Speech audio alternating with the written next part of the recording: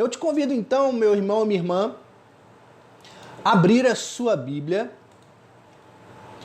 no texto em que iremos refletir a palavra de Deus nessa noite, que é o texto de Romanos, no capítulo 8, versículos 1 a 17. A referência está aí projetada na sua tela. E não é à toa que vamos refletir sobre o livro de Romanos. Como eu falei, a nossa mocidade, inspirada pela Clara e o Jamerson, nossos conselheiros, inspiraram a nossa igreja a refletir sobre o texto de Romanos. E ao reler esse texto, meus irmãos, muita coisa saltou aos meus olhos. Assim, eu fui tremendamente tocado pela leitura do livro de Romanos. Essa semana foi uma semana fácil, uma semana difícil, né? Parece que cada semana que passa a gente questiona mais o que estamos enfrentando, a gente surge mais perguntas. Realmente foi uma semana difícil, de muita reflexão, de muita introspecção. E esse texto me fez muito bem. Esse texto realmente brilhou os meus olhos. E eu comecei a pesquisar e a refletir sobre esse texto. E o Espírito Santo me direcionou a compartilhar esse texto com a igreja, a compartilhar essa porção da carta aos Romanos para com a igreja. Um texto belíssimo, um texto singular, um texto que marcou a história da igreja, um texto que marcou a história do povo cristão. Então eu quero começar lendo e depois fazer uma introdução aqui sobre o que iremos falar nesta noite. Vamos ler então a palavra de Deus, carta de Paulo aos Romanos, no capítulo 8, versículo 1 a 17. Eu estou lendo na versão King James. Diz assim a palavra de Deus para nós: portanto, agora nenhuma condenação há para os que estão em Cristo Jesus, que não andam segundo a carne, mas segundo o Espírito. Porque a lei do Espírito de vida em Cristo Jesus me livrou da lei do pecado e da morte. Porquanto o que a lei não podia fazer, visto como estava fraca pela carne, Deus, enviando o seu próprio Filho em semelhança de carne pecaminosa e como oferta pelo pecado, condenou o pecado na carne, para que a justiça da lei fosse cumprida em nós, que não andamos segundo a carne, mas segundo o Espírito. Porque os que são segundo a carne têm a mente nas coisas da carne, mas os que são segundo o Espírito para as coisas do Espírito. Porque a mentalidade carnal é morta, mas a mentalidade espiritual é vida e paz. Porquanto a mentalidade carnal é inimizade contra Deus, pois não é sujeita à lei de Deus, nem de fato pode ser. Então, os que estão na carne não podem agradar a Deus. Mas vós não estáis na carne, mas no Espírito, se é que o Espírito de Deus habita em vós.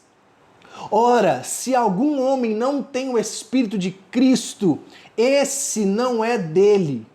E se Cristo está em vós, o corpo está morto por causa do pecado, mas o Espírito é vida por causa da justiça.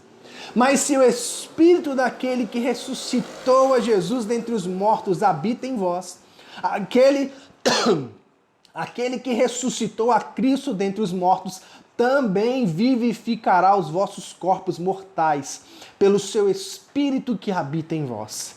Portanto, irmãos, nós somos devedores, não à carne, para vivermos segundo a carne. Porque se viverdes segundo a carne, morrereis. Mas se através do Espírito mortificardes as obras do corpo, vivereis. Porque todos os que são guiados pelo Espírito de Deus, esses são filhos de Deus. Porque não recebeste o espírito de servidão, para novamente temerdes, mas recebestes o espírito de adoção, pelo qual clamamos, Abba, Pai. O mesmo Espírito dá testemunho com o nosso espírito de que somos filhos de Deus. E se filhos, então herdeiros. Herdeiros de Deus e co-herdeiros com Cristo. Se sofremos juntos, também seremos glorificados juntos. Glória a Deus por esse texto, glória a Deus por essa palavra, glória a Deus por esse texto riquíssimo e lindíssimo para as nossas vidas. A palavra de Deus está abençoada. Eu tenho certeza que ela irá falar ao nosso coração, que ela irá nos inspirar nessa noite para o centro da vontade de Deus.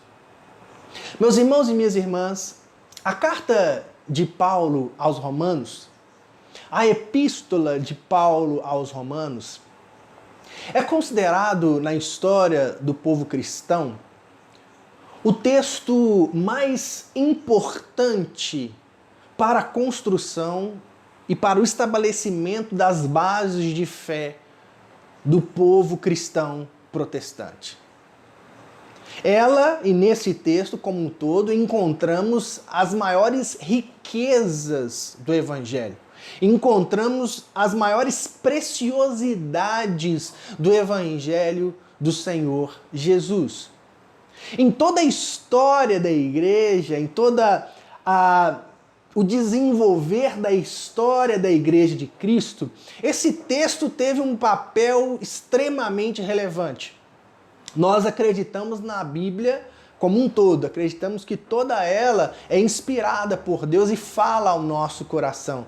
Mas se existe um texto que pode ser destacado e pode ser tratado como fundamental na construção da nossa fé, é o texto de Romanos. O texto de Romanos não é um texto simples, literariamente é uma obra lindíssima, é uma obra riquíssima teologicamente, filosoficamente, e também um texto literário muito profundo. Não é um texto fácil de se ler. É um texto que precisamos ler, reler, voltar, ouvir alguém falando sobre ele, pedir que o Espírito Santo nos ilumine. É um texto riquíssimo e que deve ser constantemente lido pela Igreja do Senhor Jesus. A relevância dele na história é tamanha que os grandes homens e heróis da fé perceberam e olharam para esse texto e identificaram a preciosidade dele. Martinho Lutero, por exemplo, o grande reformador da igreja, o que abre as portas para o movimento protestante, ele vai dizer e vai qualificar a carta de Paulo aos Romanos como a mais importante peça do Novo Testamento. Ele vai dizer que é o mais puro evangelho. Vale a pena para um cristão não somente memorizar palavra por palavra, mas também ocupar-se com ela diariamente, como se fosse o pão diário da alma. Olha o que Martinho Lutero está falando sobre esse texto, meu irmão e minha irmã, que ele é o mais puro evangelho. É um texto mais importante do Novo Testamento e que nós devemos nos ocupar com ele diariamente como um pão, aquilo que sacia a nossa fome, que alimenta a nossa alma, que nos enche da profundidade do Evangelho nesse mundo cheio de coisas vazias, cheio de coisas banais, cheio de coisas descartáveis. Martinho Lutero vai falar que aqui em Romanos nós temos uma oportunidade de receber um alimento profundo para a nossa alma, um alimento existencial como nenhum igual. João Calvino, outro teólogo e reformador da igreja, muito importante na história do povo protestante, vai dizer que a carta de Romanos é a porta para as mais profundas riquezas das Escrituras. Ele vai destacar a riqueza do texto, como o texto é fundamental, como um texto é rico, é precioso para as nossas vidas. Descobri também um outro personagem que até então não tinha conhecido. E essa pesquisa sobre o texto de Romanos me fez conhecer um outro personagem, um personagem inglês chamado William Tyndale. William Tyndale foi o homem que traduziu a Bíblia do grego e do hebraico para o inglês. Ele foi o primeiro homem na história da língua inglesa a traduzir a língua para o povo inglês. Ele era um padre que percebeu que o povo precisava ler a Bíblia, percebeu que o povo precisava compreender as Escrituras. O desejo que ardia no coração de William Tyndale era que a pessoa mais simples, o jovem mais simples na zona rural pudesse ler as Escrituras e entender na sua própria língua. E William Tyndale foi tão enfático nesse seu compromisso, foi tão enfático nesse propósito, lutou tanto e contra todas as suas lideranças que o proibiram de traduzir a Bíblia para o inglês, que ele teve que fugir da Inglaterra, para que ele pudesse e se migrar para a Alemanha, para que ali ele pudesse escrever a tradução, a primeira tradução da Bíblia para o inglês. E por causa desse propósito, meu irmão e minha irmã, ele foi perseguido. William Tyndale foi morto numa fogueira, considerado um herege, porque no seu coração ele queria que o povo tivesse acesso à palavra de Deus, tivesse acesso às Escrituras na sua própria língua. E esse homem que tinha um desejo ardente e um propósito ardente no coração de levar as Escrituras para as pessoas, de levar o conhecimento da palavra de Deus para as pessoas, ele vai dizer que a carta de Romanos é considerada uma introdução ao Antigo Testamento. Pega a visão aqui comigo.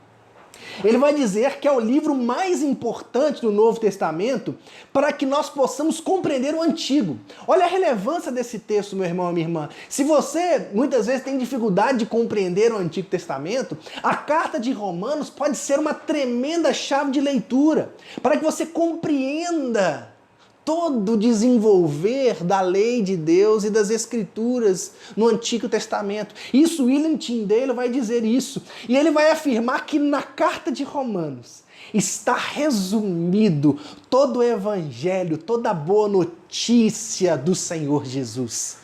O testemunho desse homem é impactante, meu irmão e minha irmã.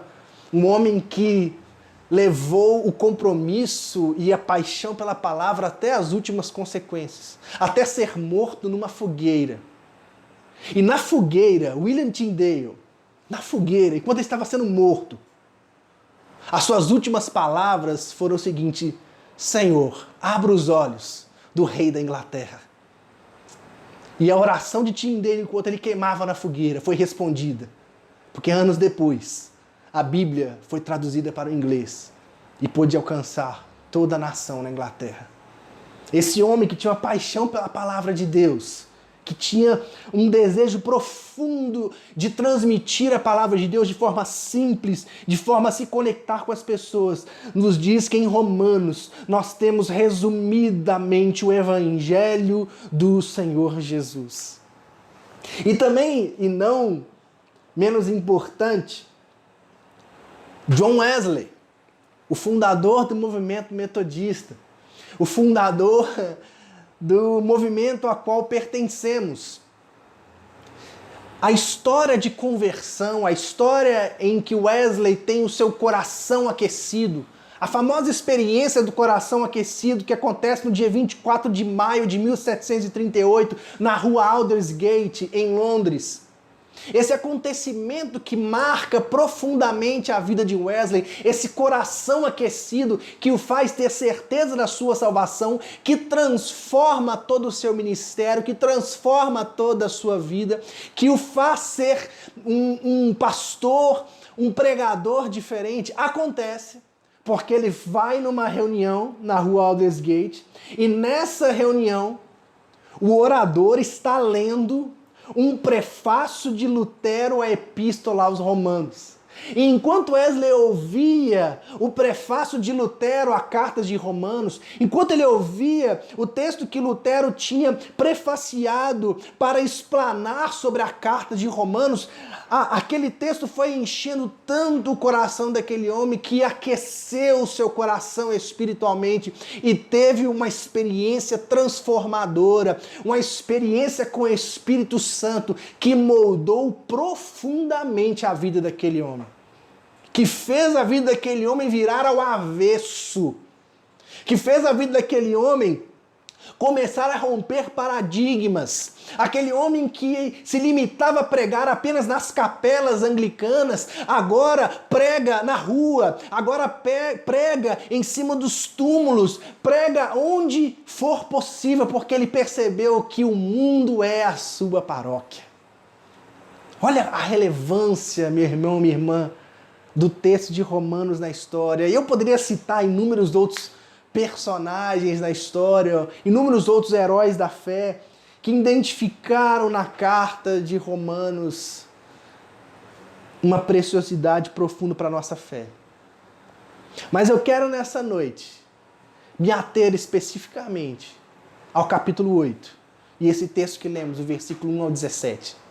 Porque esse texto ele é central para a compreensão da carta de Romanos. A carta de Romanos pode ser dividida aí em 3 espaços, né?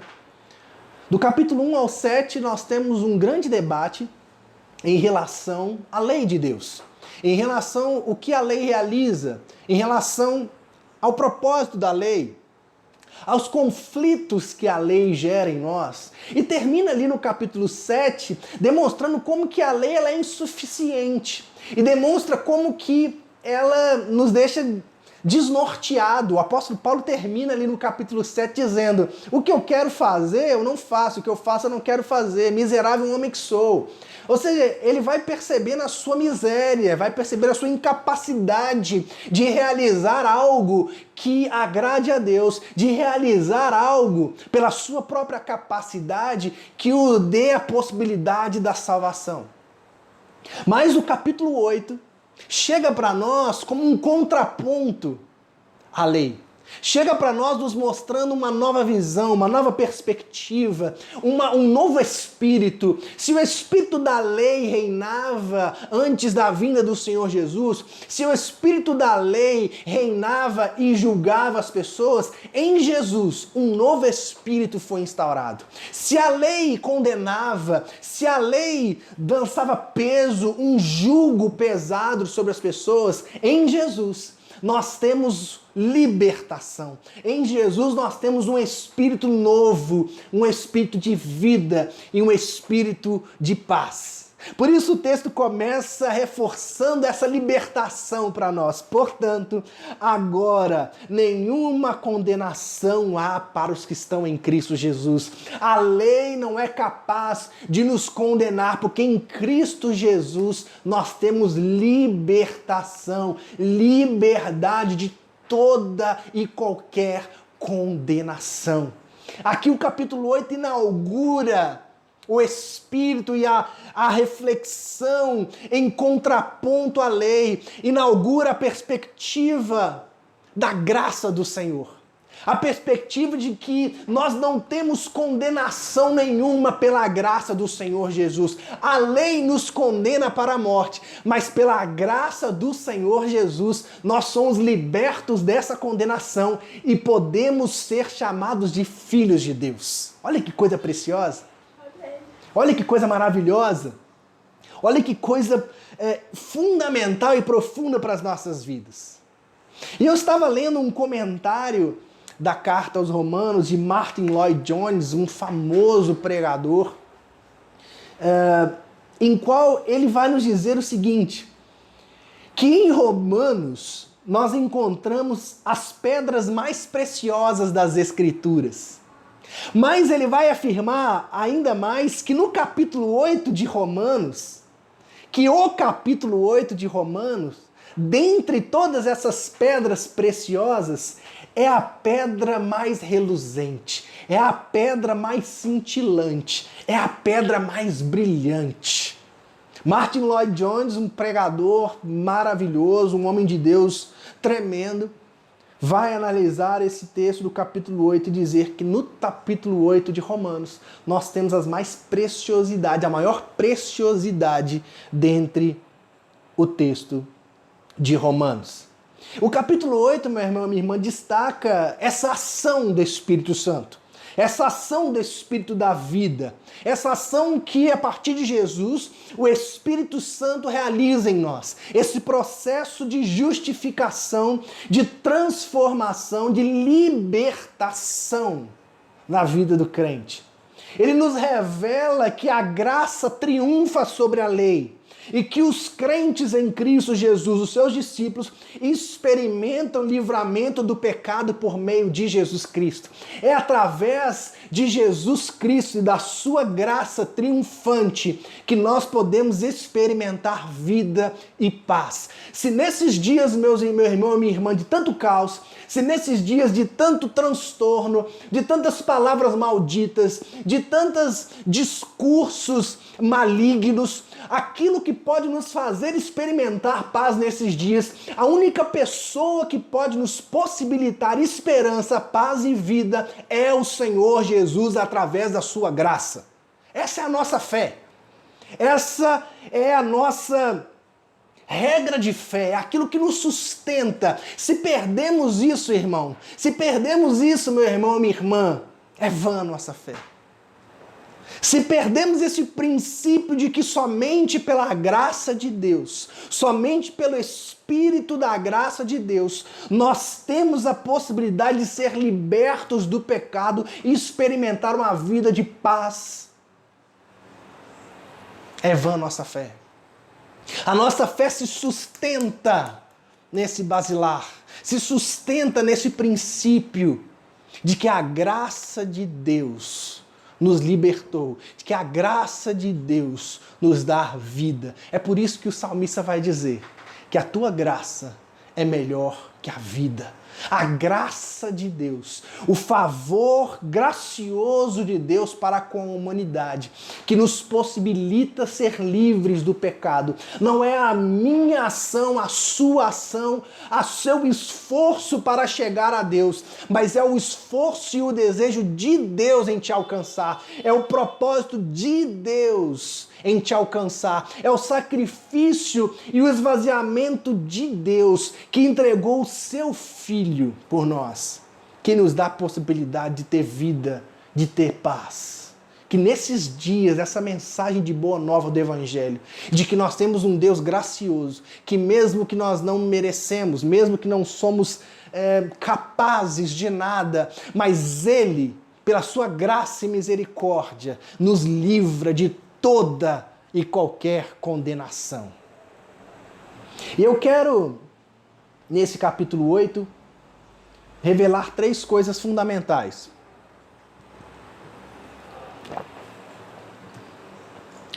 Três coisas fundamentais no capítulo 3. Perdão, no capítulo 8. Identificar esses elementos fundamentais que percebo nesse texto. A primeira coisa que nós percebemos aqui, meu irmão e minha irmã, nos versículos 1 a 4, é o fracasso da lei. O texto começa nos reforçando que o sistema da lei, o sistema anterior à graça, que era a vida baseada na lei do Senhor, baseada na obediência à lei, falhou. O sistema a qual era e foi estabelecido para a redenção do homem quebrou-se, caducou-se.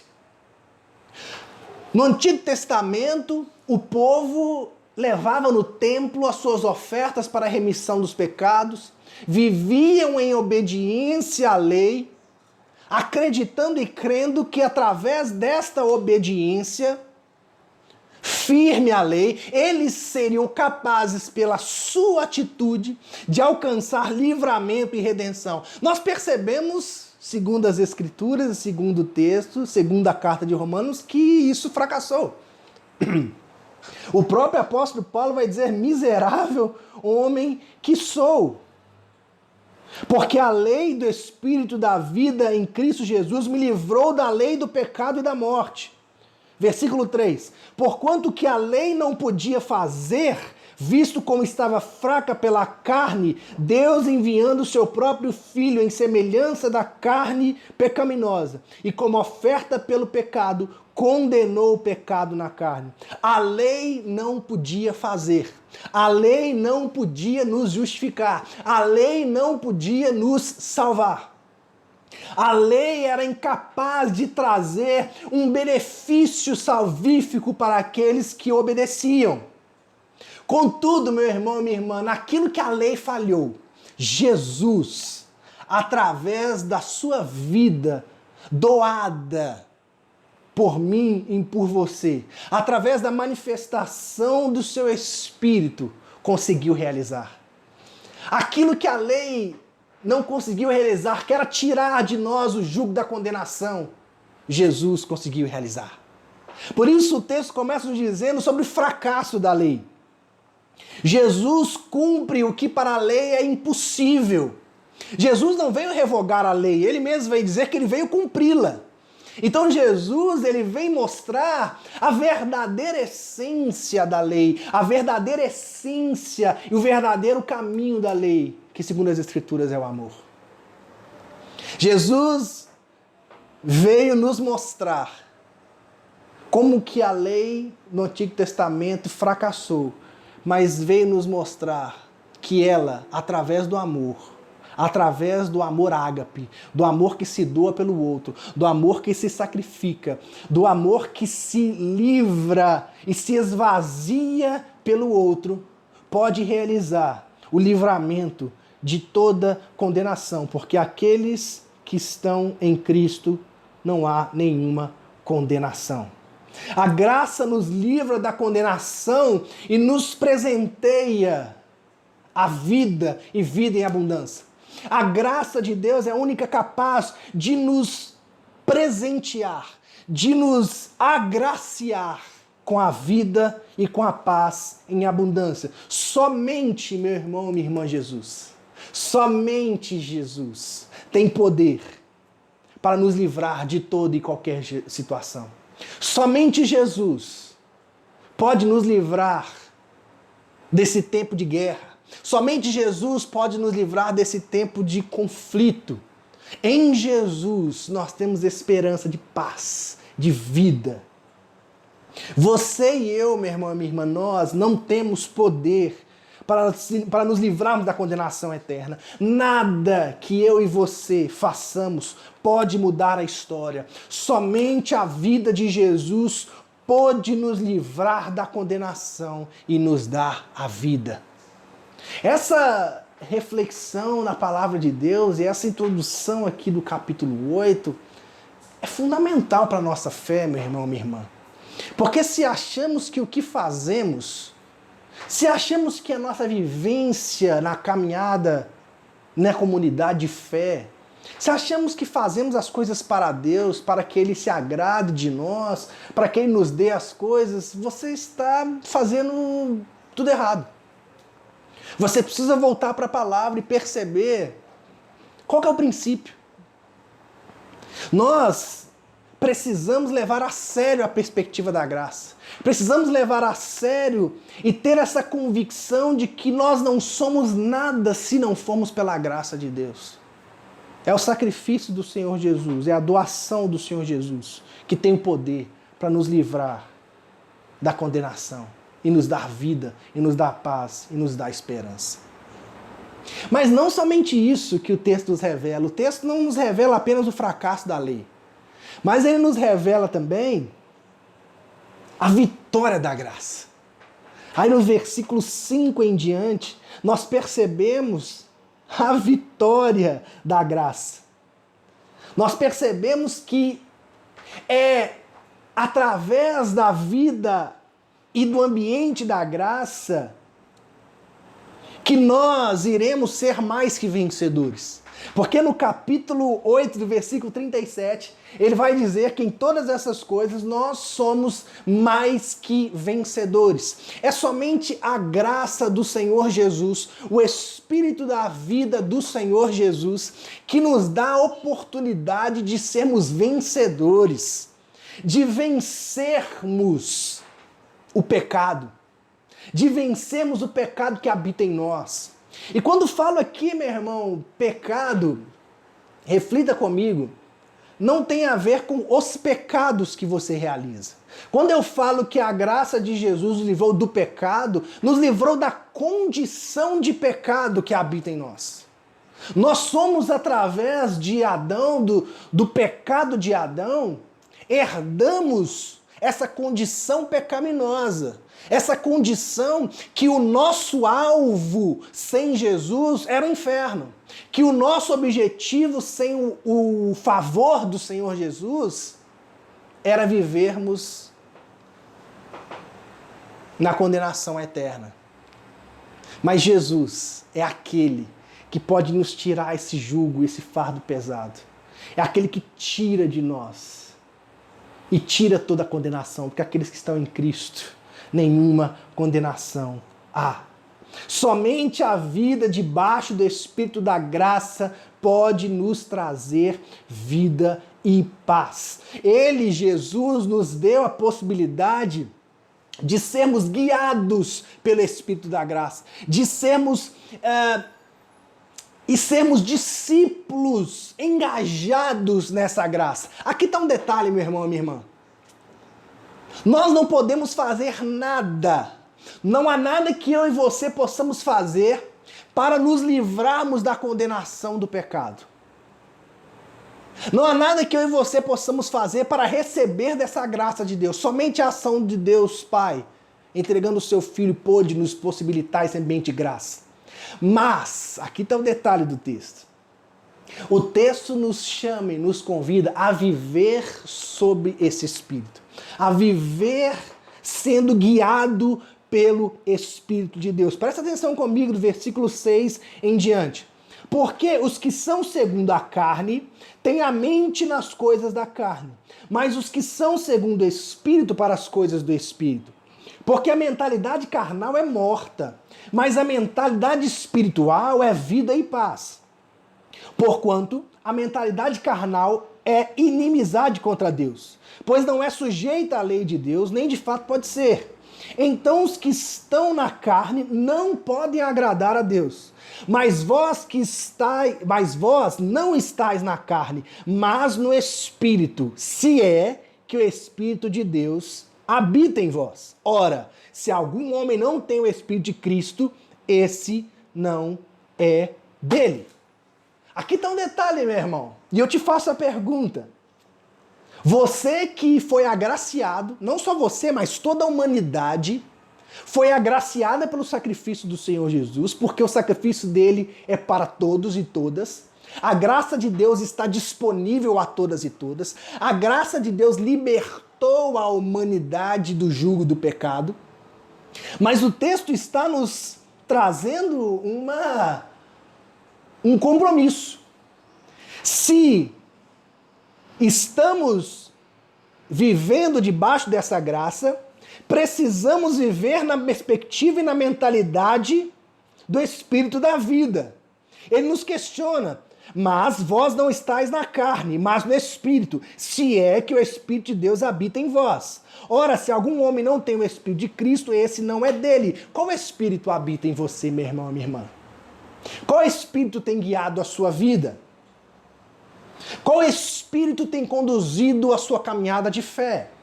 Ser guiado pelo Espírito é ter a mentalidade de Jesus. Por isso que ele vai nos dizer, vós não estáis na carne, mas no Espírito, se é que o Espírito de Deus habita em vós. Ora, se algum homem não tem o Espírito de Cristo, esse não é dele. Se nós não vivemos debaixo da mentalidade de Cristo, se nós não o recebemos como nosso Salvador e Senhor e temos a mentalidade, a mente de Cristo, nós não somos dele. Nós não seremos considerados filhos dele. Nós não seremos reconhecidos como seus filhos. Porque a graça de Deus é liberada a todos, mas infelizmente não é todos que querem viver debaixo do Espírito de Jesus. Debaixo da mentalidade de Jesus. Porque quem vive pelo Espírito vive manifestando vida e paz. Então, se eu e você, que fomos agraciados por esse favor imerecido de Deus, levamos essa graça e tratamos ela de forma leviana, de forma barata, tratamos a graça como um privilégio apenas e não reconhecemos o seu valor e vivemos debaixo dos seus princípios, nós estamos barateando o que para Deus é extremamente custoso. Nós estamos zombando e negligenciando o grande ato e a ação de Deus por nós. Por isso o discípulo e a discípula de Jesus precisa viver debaixo desse espírito. Porque, versículo 10, e se Cristo está em vós, o corpo está morto por causa do pecado, mas o espírito é vida por causa da justiça. O espírito é vida. Se nós, meu irmão e minha irmã, não decidirmos ser guiados pela mentalidade de Jesus, e não decidimos viver espalhando a vida de Jesus, espalhando a paz de Jesus, nós estamos brincando com Deus. Nós estamos zombando de Deus. E a palavra de Deus já nos fala e já nos exorta que de Deus não se zomba. Que de Deus não se zomba. Qual espírito está em vós? Qual espírito está em vós? Certa vez os discípulos de Jesus, ao passarem por Samaria e não serem acolhidos, falam para Jesus: Senhor Jesus, você quer que a gente ore para que o fogo caia do céu e consuma esses samaritanos? E Jesus chega perto deles e fala assim: Ei, que espírito que está em vós? Qual é o espírito que conduz a mente de vocês? Quais os princípios que conduz a sua vida? Porque se você é guiado pelo meu espírito, isso não sairia da sua boca. Porque se você é guiado pelo meu espírito, você não clamaria por fogo do céu. Clamaria por misericórdia, abençoaria, clamaria por vida, por paz. Essa pergunta é extremamente relevante para nós, meus irmãos e minhas irmãs. Qual espírito está em nós? Nós que somos discípulos e discípulas do Senhor Jesus, precisamos constantemente nos questionar. Qual espírito guia a nossa vida? Muitas vezes estamos na casa de Deus, estamos e convivemos em meio à comunidade, mas o espírito que nos conduz é um espírito de discórdia, é um espírito de maledicência, é um espírito de fofoca, é um espírito de palavras para destruir o outro, para diminuir o outro. Qual espírito está em vós, meus irmãos e minhas irmãs? Nesses dias em que a vida tem sido considerada apenas como um número, em que lideranças religiosas e políticas brincam com a vida das pessoas, tratam a vida do outro apenas como uma estatística, que espírito está em vós? Qual espírito está em você? Você olha para a vida e enxerga apenas um número? Ou se entristece por cada vida que se perde por essa pandemia? Ou lamenta, ou clama por misericórdia, por sustento de Deus para essas famílias, por paz a essas famílias? Que espírito está em vós? Essa é a pergunta que precisamos fazer, meus irmãos e minhas irmãs.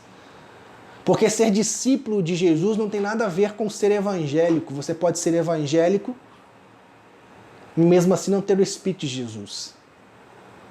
Porque se algum homem não tem o Espírito de Cristo, esse não é dele. O Espírito de Cristo é uma condição sine qua non, é uma condição fundamental, é uma condição fundante para que eu e você possamos ser e viver segundo e debaixo da graça de Deus. A graça de Deus não te custa nada, mas viver debaixo da graça de Deus nos custa tudo. Terceira coisa, e já finalizando a exposição desse texto maravilhoso, esse texto impressionante. Percebemos que A lei fracassou. Percebemos a vitória da graça de Deus, que nos faz mais que vencedores. Mas por último, o texto revela algo precioso. Precioso para nós. Revela que eu e você somos alvo da graça de Deus. Somos o alvo da graça de Deus. Olha que coisa preciosa. Ele vai nos dizer a partir do versículo 14: porque todos os que são guiados pelo Espírito de Deus, esses são filhos de Deus. Tá pegando aqui o raciocínio, meu irmão? Falamos que para viver debaixo dessa graça é preciso viver debaixo da mentalidade e sustentado pelo Espírito de Jesus. Precisamos vivenciar e manifestar o Espírito de Jesus. E aqui o apóstolo Paulo está dizendo, todos os que são guiados por esse Espírito que vinha falando, esses que são guiados pelo Espírito são filhos de Deus. Porque, versículo 15, não recebestes um espírito de servidão para novamente temerdes, mas recebestes o espírito de adoção, pelo qual clamamos Abba, Pai. O mesmo Espírito dá testemunho com o nosso espírito de que somos filhos de Deus. Aquelas vidas, meus irmãos, que são dirigidas pelo Espírito Santo de Deus. Aquele homem e aquela mulher que deixe a sua vida ser guiada pelo vento do Espírito Santo. Esse é aquele que de fato tem uma relação filial com o Pai. O problema, né, gente, é que no Brasil a gente tem algumas expressões que nos fazem ter uma leitura equivocada da Bíblia, né? A gente não fala assim, todo mundo é filho de Deus. A gente não fala assim, pô, eu sou filho de Deus, eu mereço isso também. A gente fala isso aqui no Brasil, né? Todo mundo é filho de Deus, todo mundo merece tudo da parte de Deus, todo mundo é bonzinho, todo mundo é bacana, e Deus vai ali cuidando de cada um. Será? É uma pergunta que fica para nós. Porque o apóstolo Paulo está dizendo, opa, aqueles que são guiados pelo Espírito de Deus, esses são os filhos de Deus. Filho de Deus é todo aquele que se deixa ser guiado pelo vento e pelo sopro do Espírito Santo. Então aqui nós temos a revelação do alvo da graça. O alvo da graça, ou seja, eu e você que desejamos e vivemos sendo guiado pelo Espírito de Deus, nós somos aqueles que podem ser chamados de filhos de Deus. E o texto vai nos dizer um detalhe, porque não recebeste o espírito de servidão para novamente temerdes, mas recebestes o espírito de adoção, pelo qual clamamos Abba, Pai. Aqui o texto fala sobre o espírito de adoção. Ele nos fala que nós não recebemos o espírito de servidão, porque a lei nos escravizava. Mas agora, através da graça, nós recebemos o espírito de adoção.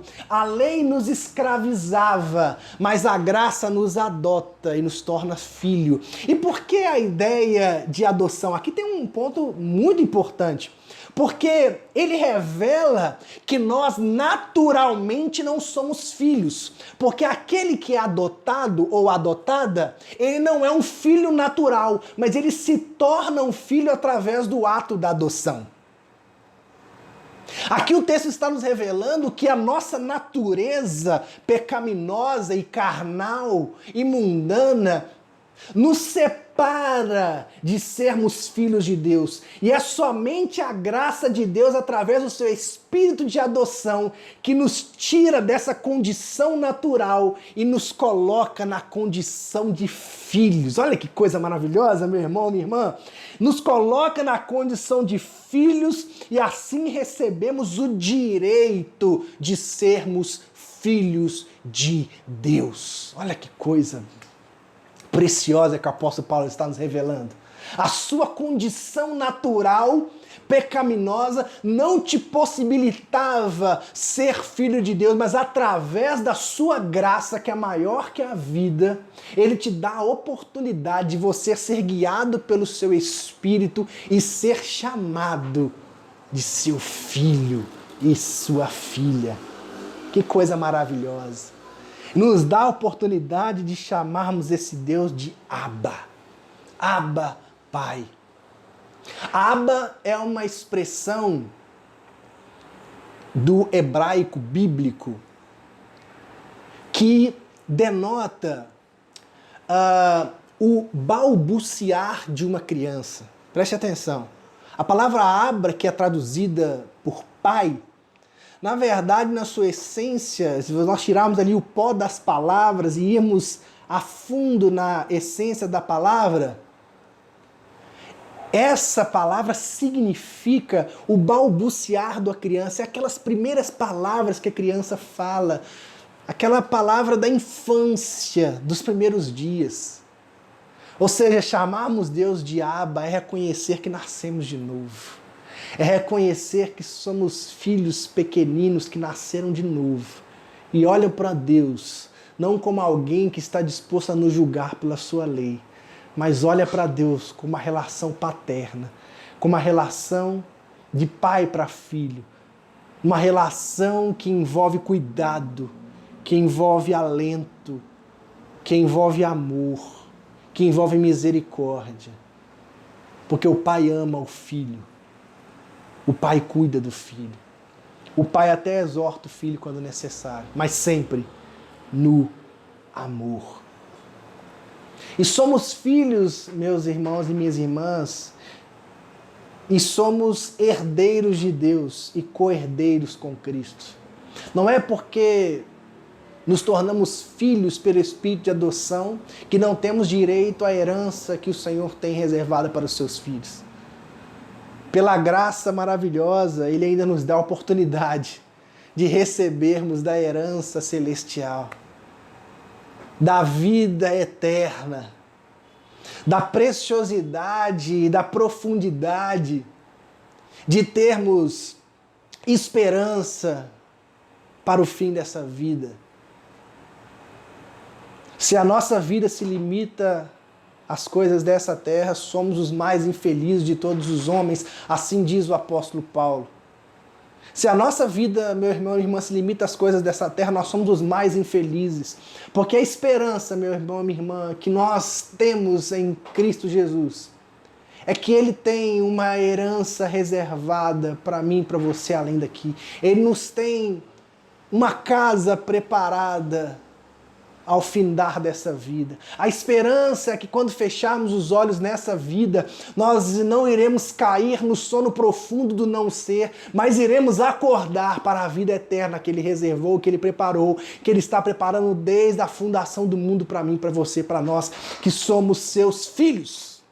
Nós somos herdeiros dessa graça e dessa esperança maravilhosa, dessa esperança única que o Senhor Jesus pode nos dar.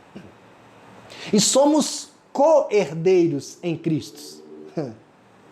Ser co-herdeiro com Cristo é ser semelhante a Ele, tanto no seu sofrimento como na sua glorificação. Se somos co-herdeiros com Cristo, somos co-herdeiros do seu sofrimento. Vivemos e sofremos pelo teu evangelho.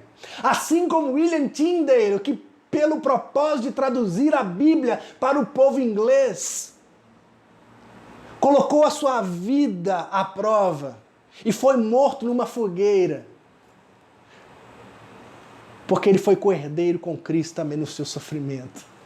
Ele foi co-herdeiro e foi um filho de Deus que recebeu da herança de Cristo, tanto no seu sofrimento, como também na glória do Senhor Jesus. Porque a vida de William Tyndale foi um testemunho da glória de Deus, foi um testemunho da graça de Deus, foi um testemunho do Espírito de Deus que move a nossa vida, que nos dá sentido, significado para esse mundo tão vazio.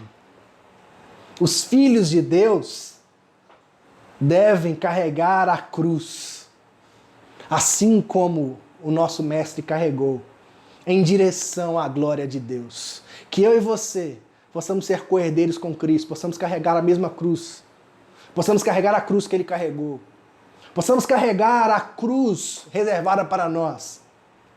e ir em direção à glória de Deus.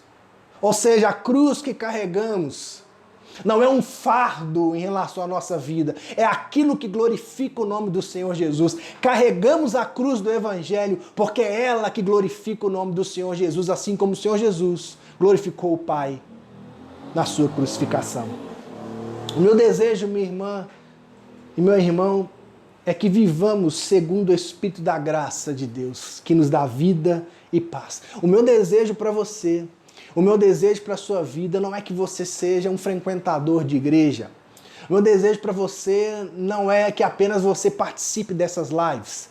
O meu desejo para você não é que você escute, leia os livros mais preciosos, receba todos os conhecimentos maravilhosos que inúmeras lideranças e igrejas realizam. O meu desejo para você como pastor é que você se deixe ser guiado pelo Espírito da vida, pelo Espírito da paz, porque somente se você se deixar ser guiado pelo Espírito de Jesus, somente se você ter a mentalidade de Jesus, é que você poderá ser reconhecido como filho e filha de Deus. O meu desejo é que nós possamos ser uma comunidade de fé, de filhos e filhas do Senhor Jesus.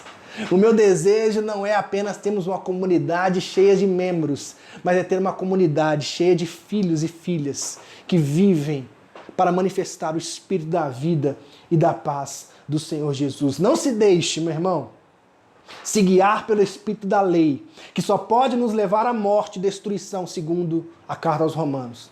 Abra o seu coração para a graça maravilhosa de Deus e viva de modo digno ao chamado de Deus para a sua vida.